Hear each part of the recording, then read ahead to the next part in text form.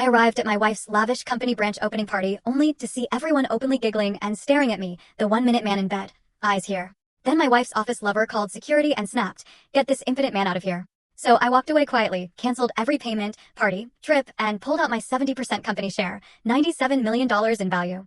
Can you imagine pouring your entire life, your heart, your savings, into building an empire with someone you love, only to be publicly humiliated, called impotent, and thrown out of its grand launch? Because that's exactly what happened to me. It was a betrayal so deep, it felt like the ground had just opened up and swallowed me whole.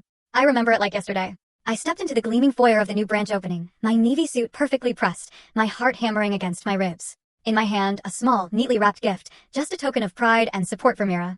I mean, I'd helped build this company from the ground up, right? I'd spent countless evenings drowning in balance sheets, lending her that quiet confidence she wore so effortlessly on magazine covers.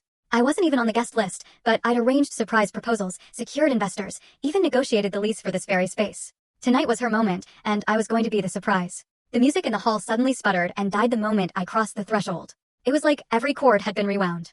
A hush swept over the crowd, and then, laughter. It exploded like shattering glass. My skin prickled. Someone, one of her new team members, I guessed, actually yelled, "Look who's here." The 1-minute man in bed. A roar of cruel delight followed that awful joke. My gift slipped in my hand.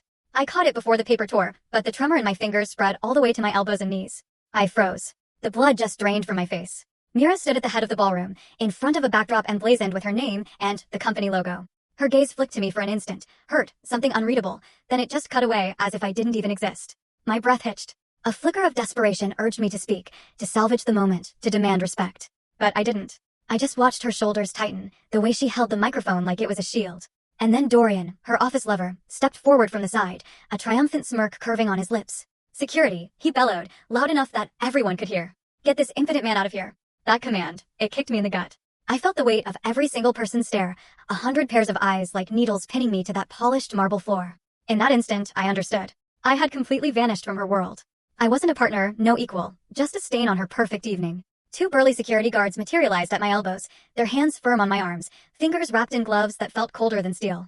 They steered me forward, away from the crowd's murmurs and chuckles, past rows of white draped tables and crystal chandeliers. Every single step took me farther from the man I had been, the quiet keeper of spreadsheets, the midnight coffee ramp buddy, the full story on the channel.